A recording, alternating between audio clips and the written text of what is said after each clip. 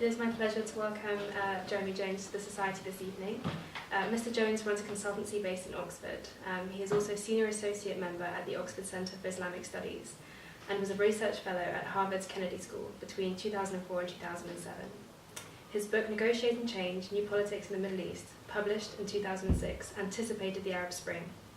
Oman, Culture and Diplomacy was published in 2012, and A History of Modern Oman in 2015. He has also consulted with the Omani government since the 1980s. To begin with, can you tell us about how you came to be interested in Oman? Oh, by accident. Simply, I was teaching in London, and I happened to come across some Omani students, and I built friendships, and it evolved as a working life, as an accident. Starting in the late 70s, and having been involved in education for a few years, the work then broadened into consultancy in the 80s. Right, thank you. So given the current situation in Oman, I know that this evening's lecture is actually based on Oman going into the future. How has Oman successfully begun diversifying its economy, and what are its future plans for further diversification? Well, I think probably the most important aspect is infrastructure development, because Oman's geographical position is ideal from the point of view of long-term trade networks, and if you also the Persian Gulf is strategically flawed in a number of ways. There's a bottleneck at the Strait of Hormuz.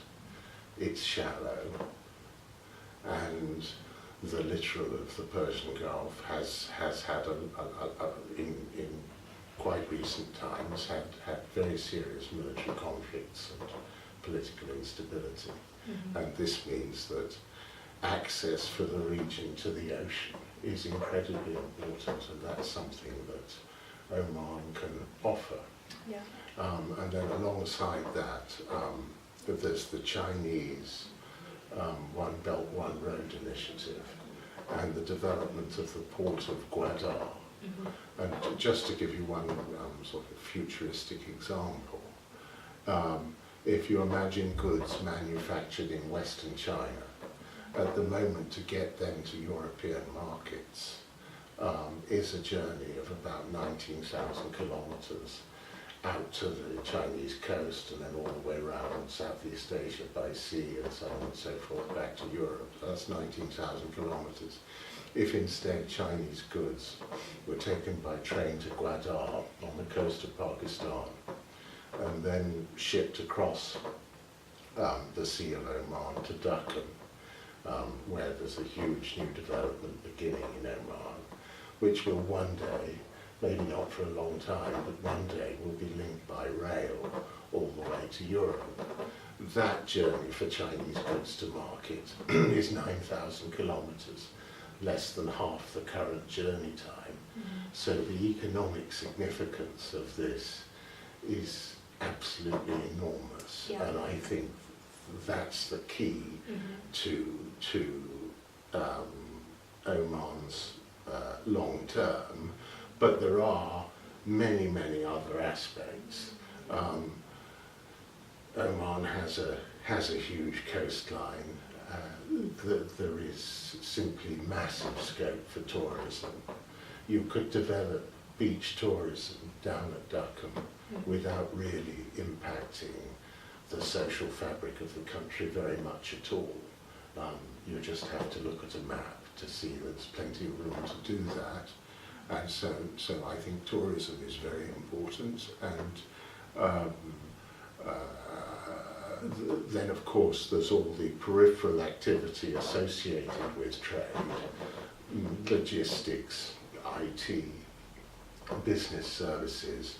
Oman is already used as a disaster recovery location for South Asia, so very large computer facilities in South Asia have their backup in because it's nearby, it's in the region, it's in roughly the same time zone, but it's not actually on the South Asian mainland, so if there's some huge disaster there, Oman is a good backup spot. And as you may know from your own travel, Omani call centres work quite well and provide quite a lot of jobs, and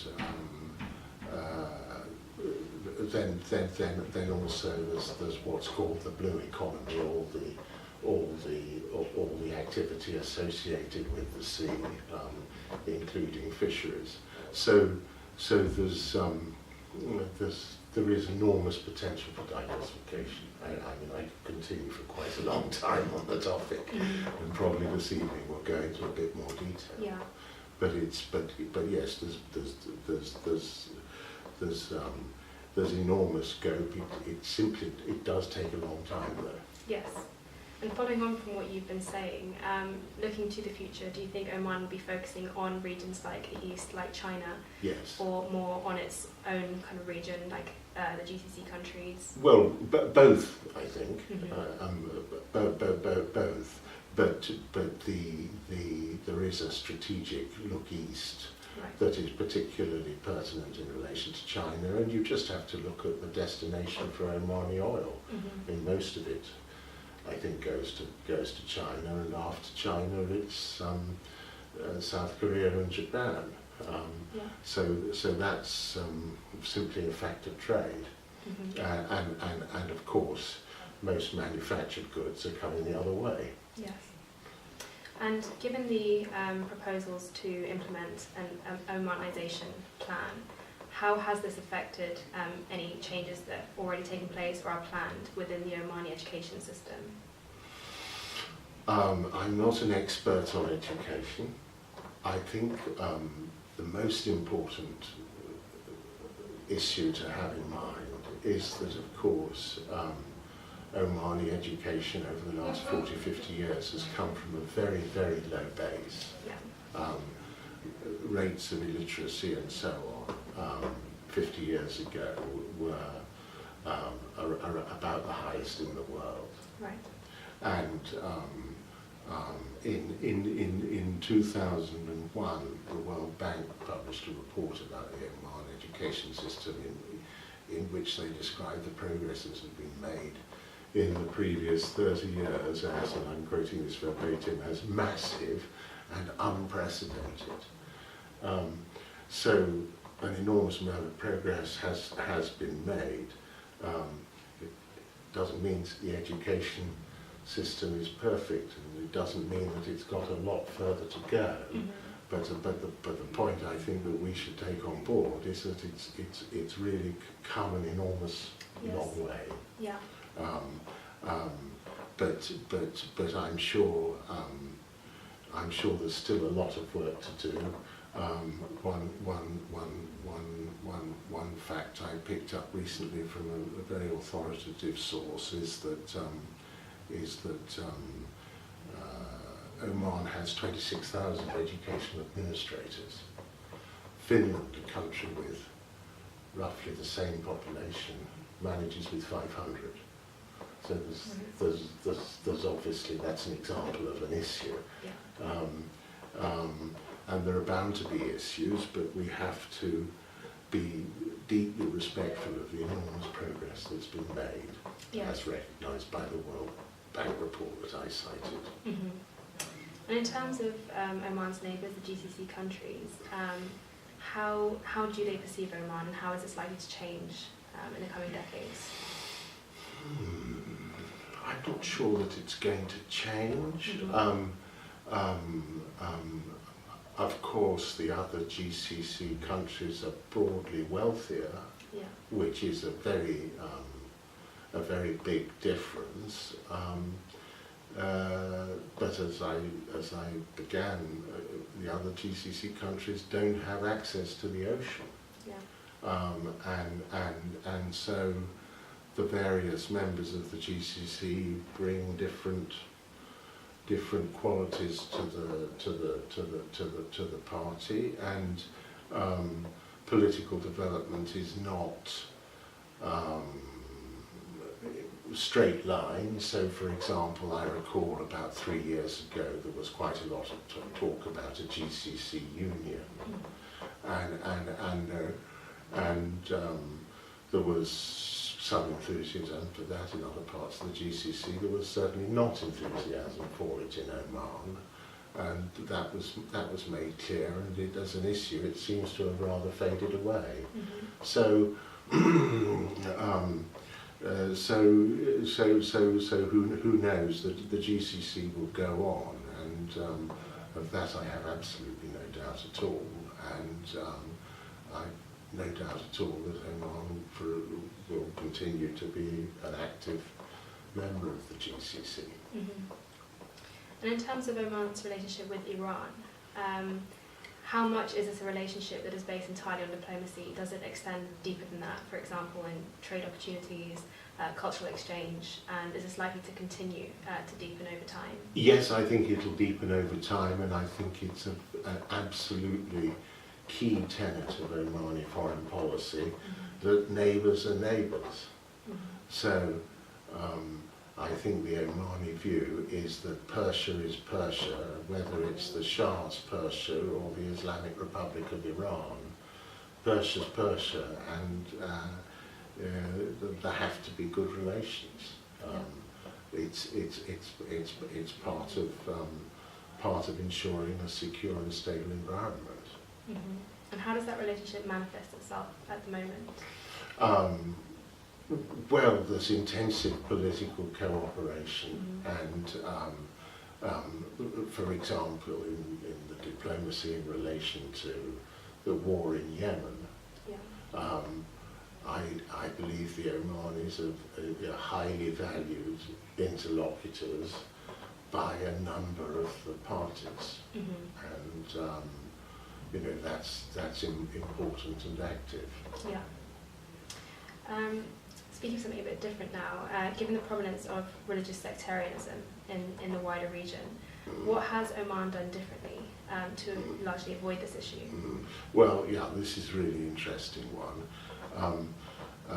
I like to describe Ibadism as the non-sectarian sect. I mean, it's almost the main ideological point that Ibadis cling to is that it's fine to worship in any mosque, and any Muslim is welcome in an Ibadi mosque. I also, my view is that so-called religious sectarianism in other parts of the region is actually largely a cloak for political disagreement. I don't think it's really about religion at all. I think it's politics, and clearly sectarianism has had an absolutely devastating impact in the region, particularly over the last 10 to 15 years. But I know it's a long time ago. But if you go back to the Gulf of the 70s and the 80s. And even the 90s, it really wasn't a sectarian place. You would a visitor in the Gulf in those days would not be very conscious of the different sects at all. And as I'm sure you know, particularly in big cities in the region like Baghdad, there was traditionally an enormous amount of intermarriage and so on and so forth. And so the kind of brittle and excruciating sectarianism that we see nowadays is very, very much a modern invention. And in your opinion, how are young Omanis engaging with the developments that are taking place in their country at the moment, and how do they see their future? Golly, I don't know. You'd have to ask them. Social media is very active. There are quite a lot of radio phone-ins, and I believe that around on the radio phone-in programs there is a kind of open mic policy that even if somebody's pretty batty, they get a chance to have to say their piece, which is probably a very good thing, I suspect.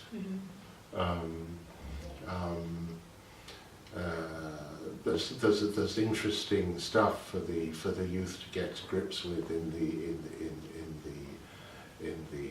the relations between men and women, because of course women are outperforming men academically, and so that's quite an interesting social issue for the future. Well, thank you very much for taking the time to speak with us today. Thank you.